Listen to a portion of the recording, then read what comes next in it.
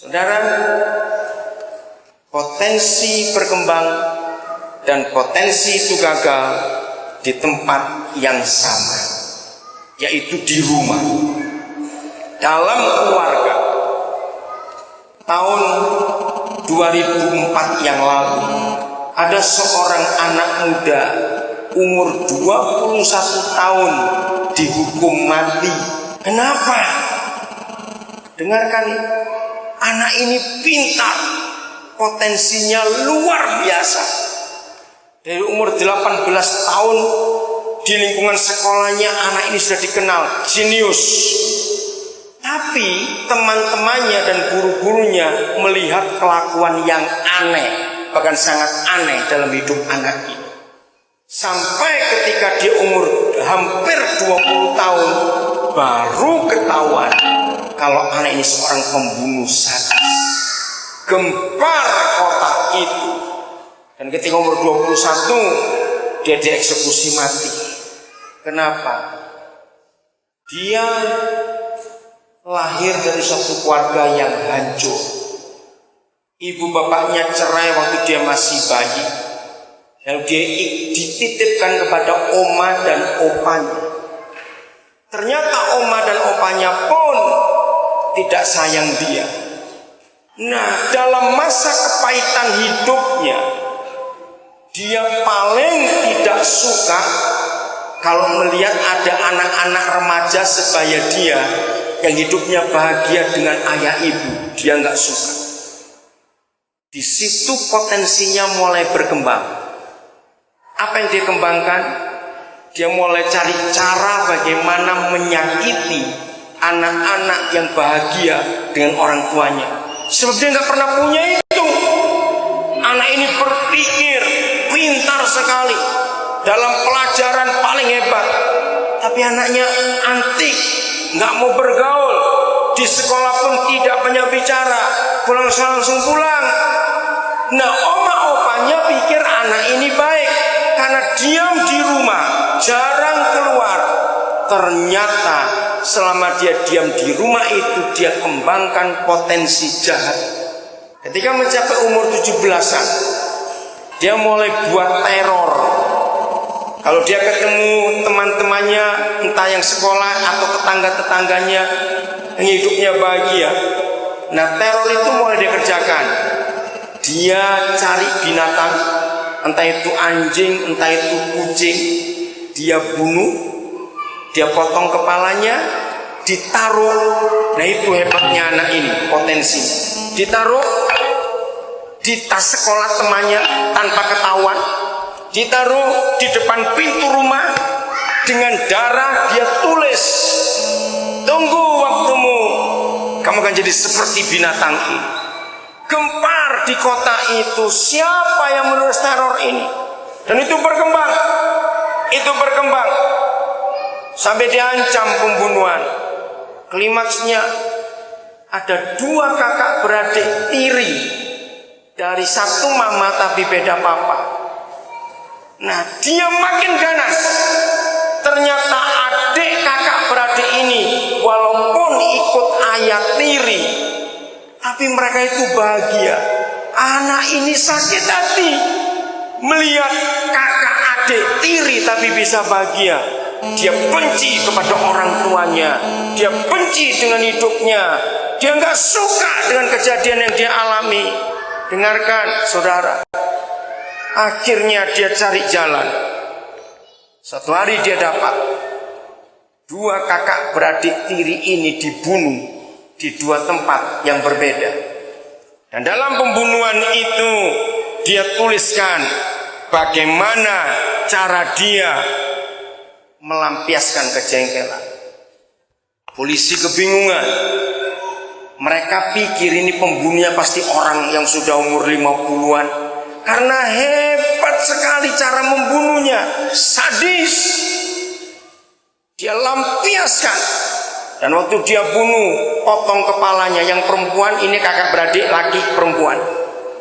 Dia potong kepalanya, dia potong tangannya supaya nggak ketahuan sidik jarinya, dimutilasi. Dia siksa dulu. Nggak lama akhirnya ketahuan dan terbongkar kasus. Masih ingat kasus Rian dari Jombang yang pembunuh itu sama. Kita tahu kisah Rian masa kecilnya sangat tidak bahagia karena orang tuanya. Maka kesimpulannya, potensi itu bertumbuh dan gagal di tempat yang sama, itulah keluarga. Dengarkan ini baik-baik. Mari kita buka firman Tuhan ini.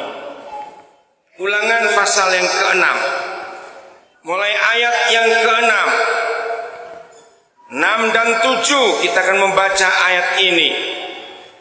Suami istri yang hadir hari ini lengkap maupun tidak, penting sekali kita mempelajari kebenaran ini.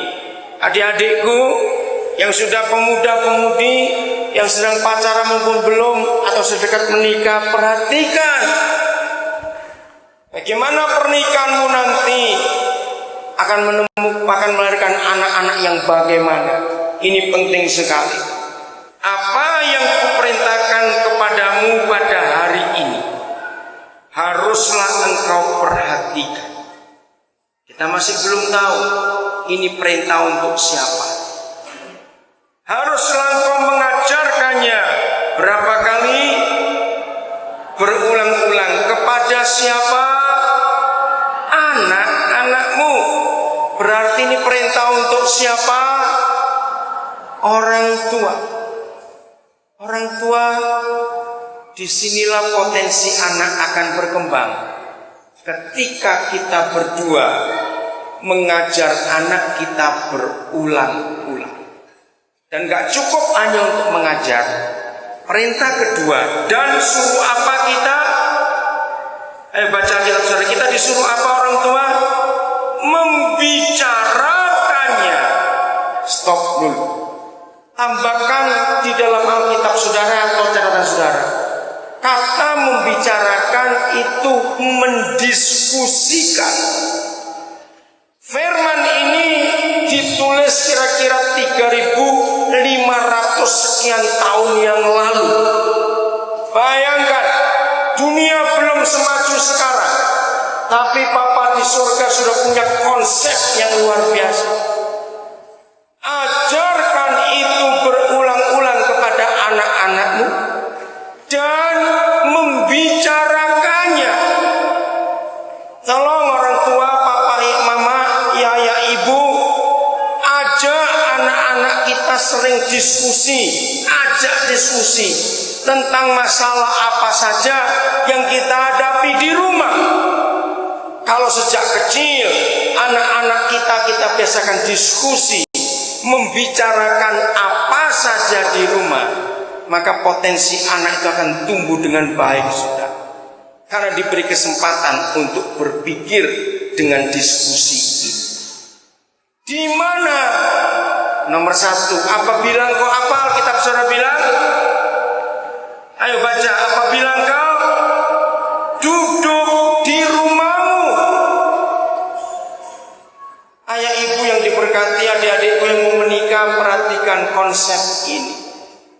Duduk di rumah dengan seluruh anggota keluarga, ternyata itu ketahanan suatu negara.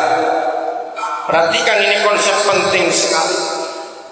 Duduk di rumah antara orang tua dengan anak-anak, ini konsep surgawi yang sangat indah.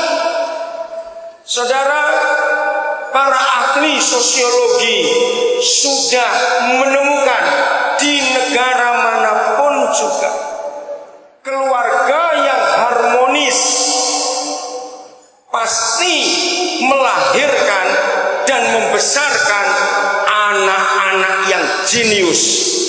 Tolong catat para pemimpin, para pejabat, ini penemuan sosiolog-sosiolog di dunia. Saya ulangi, keluarga yang harmonis, hubungan suami istri yang menyenangkan, itu akan melahirkan dan membentuk anak-anak yang jenius. Saya beri contoh kecil saja. Kalau ada dua kakak beradik jenius, pintar, hebat. Tiba-tiba